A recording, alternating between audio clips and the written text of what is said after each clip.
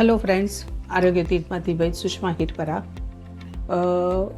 આજે એક frozen શોલ્ડરના topic સાથે હું તમારી સાથે વાત કરીશ. ફ્રોઝન શોલ્ડર્સ લગભગ લોકોને ખબર હશે. તમારા જે હાથ છે એ ઉપર નથી થઈ શકતા, પાછળની બાજુ તમે લઈ નથી શકતા, અહીંયાથી જાણે લોક થઈ ગયું હોય એવું તમને ફીલ થાય અને ઘણીવાર દુખાવો એમને પણ થતો હોય છે. સાંધા હાથ હલાવો નહીં તો પણ દુખાવો થતો હોય છે. એમાં અમારી દૃષ્ટિએ મૂળ કારણ છે ને એ આમ છે, કાચો રસ છે.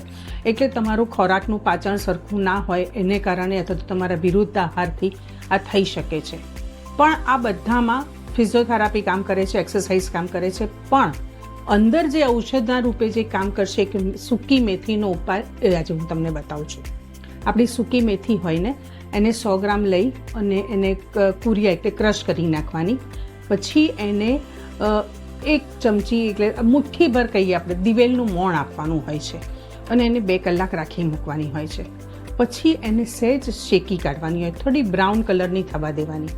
પછી એ ઠંડી થઈ જાય પછી એની અંદર 1 ચમચી સૂંઠ, 1 ચમચી હળદર, અડધી ચમચી સંચળ અને અડધી ચમચી અજમાનો પાવડર મિક્સ કરી દેવાનો હોય છે અને બોટલમાં ભરી દેવાનું. દિવસમાં 2 વાર અડધી ચમચી આ મેથીની ફાકી તમે ગરમ પાણી સાથે રોજ લેશો તો તમને બહુ જ જલ્દી એમાં ફાયદો જોવા મળશે અને તમારો એ દુખાવો તો ક્યાંય જતો રહેશે. આ પ્રયોગ બહુ વર્ષો લોકોને મેં કરાવ્યો છે.